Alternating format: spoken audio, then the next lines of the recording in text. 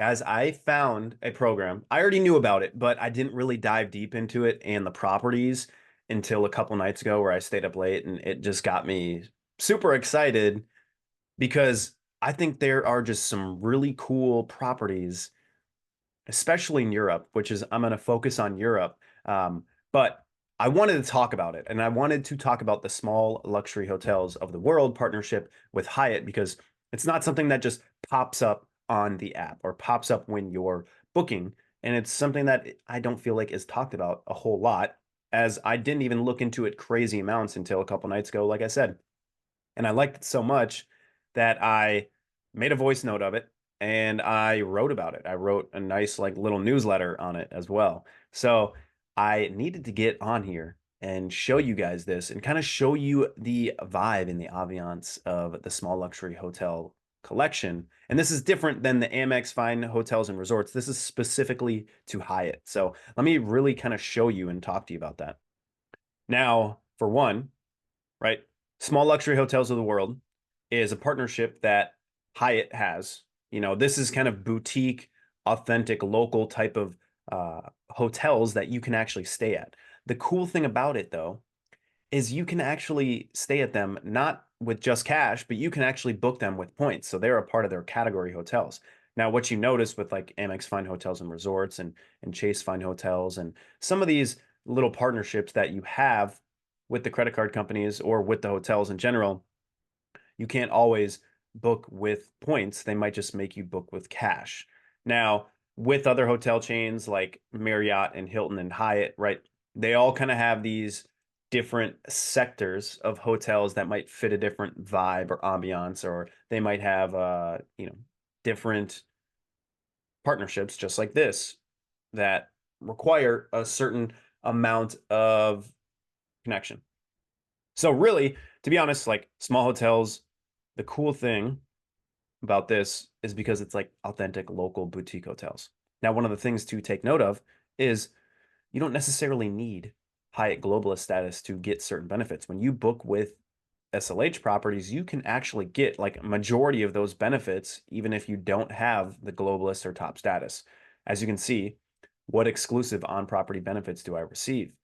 World of Hyatt members receive on-property benefits, including complimentary continental breakfast, Wi-Fi, early check-in, late checkout, and a category room upgrade as well. So that's pretty cool. And there are some really great options in terms of points values. Now, yes, they do have some crazy extravagant ones that are category sevens and category eights and stuff like that, which are higher points values. But if you're going to do a Europe trip, I mean, why not? Now, there are some lower ones where I was thinking this one got my head turning of some cool ideas. But what I was thinking, how cool would it be, if you're nomadic in a way, and you could stay 6 months or more in Europe, and you had a home base in one of the European cities, it would be easy to get around to a lot of these cool spots throughout Europe, right? So, as I'll show you, they are all around the world. There's not that many in the US or North America or South America, which is why I got excited for Europe because there's quite a bit in Europe. And the cool thing about Europe is just the idea that there's a lot of history in Europe. So you're going to see from the ambiance and vibe of the properties how cool the experience could be. Now, let me show you the first one because the first one I saw is right out here, right outside Frankfurt, called the Schlossberg Kronberg. I mean, look at that. Pretty sick. So the Schlossberg Kronberg. Look at that palace. Imagine being able to stay like in a palace like this in the US. You wouldn't. First of all, it would probably be made, fabricated in the last 50 years. This is hundreds of years old in Germany. I mean, look at that.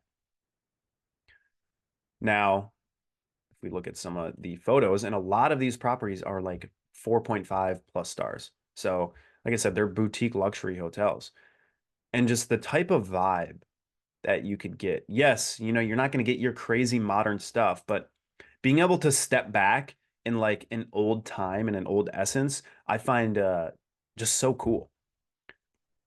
I mean, boom, look at that going there in the fall. And they have an 18-hole course, guys. They have an 18-hole golf course. Look at this.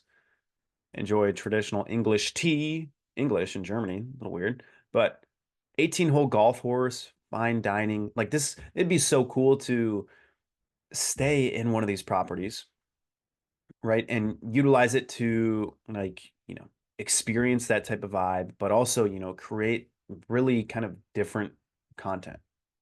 Everyone's used to the flash, the Dubais, the New York Cities, the LAs, that type of modern flash. But this is just cool, just a way to step back in time because there's so much history in Europe. So this is just one of them, the Schlossberg Kronberg, like smoking a cigar on the porch out back, overlooking the woods, getting some golf in, having a glass of wine.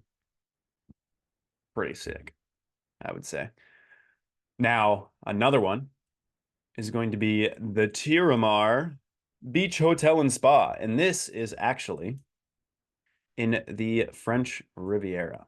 So, like as you can see, guys, you can go to Croatia, Italy, and some of these aren't like in the big cities. They're slightly out of it. But the great thing about Europe is you can literally take a train anywhere you want. It's super simple and easy to get around. It's not like the US. If you want to rent a car, sure, but you can get really cheap trains, really cheap flights all around. It's really easy to get around Europe, which makes, the idea that imagine staying there for 6 months, having a home base, let's say it's Barcelona or Rome or something like that, and then you can take a train to all of these spots or take a cheap $40 flight to spend a weekend at one of these places. I think that'd be kind of like a cool little challenge. You spend 6 months in Europe, you go to one of these SLH hotels, um, tap into like a new little world for, once a month would be sweet. Right outside Cannes. Cannes, so this is the area. Cannes, Saint-Tropez, Monaco. Now, Tiramar Beach Hotel, overlooking the French Riviera. And these stays are like relaxing boutique type stays. You're not here. I mean, you can, yeah, go out, have some drinks, but you know, to me, it's more of like a creative vibe, a way to, get some things done. Like this, how cool would that be? Overlooking the French Riviera. I mean, pretty dang awesome, I'd say. Pretty cool option. Now, another one would be a Hacienda Zorita. It's a winery. Like imagine being able to learn about, the family who started the wine, being able to go around their property, relax, enjoy, the food and the history. Like how cool is this? A winery. Like I said, this is a category three. You can stay here at 9,000 points in low season. Same thing with the Kronberg, category three, 9,000 points. Now you're like I said, you're getting like an old school vibe with the Kronberg. It's a castle that's hundreds of years old. Don't expect like crazy luxury, but the Tiramar, I believe, was a category five or category six. But anything in the French Riviera is going to be expensive either way. But this is in Salamanca. So this one, we go over here to Spain. We are right here, Salamanca, closer to the Portugal side. Now, this is the Hacienda Zorita. Learn about the wine, experience wine culture, do the activities. A lot of these boutique hotels have certain activities that are authentic to their property. So that would be another one. And the other one I remember checking out as well, and I could check out these all day, was the Kranz Ambassador. Now this is probably going to be more of a modern type of vibe for those. And as we know, Switzerland is a little bit more expensive. So I believe this is a category six, but the Kranz would be really cool as well.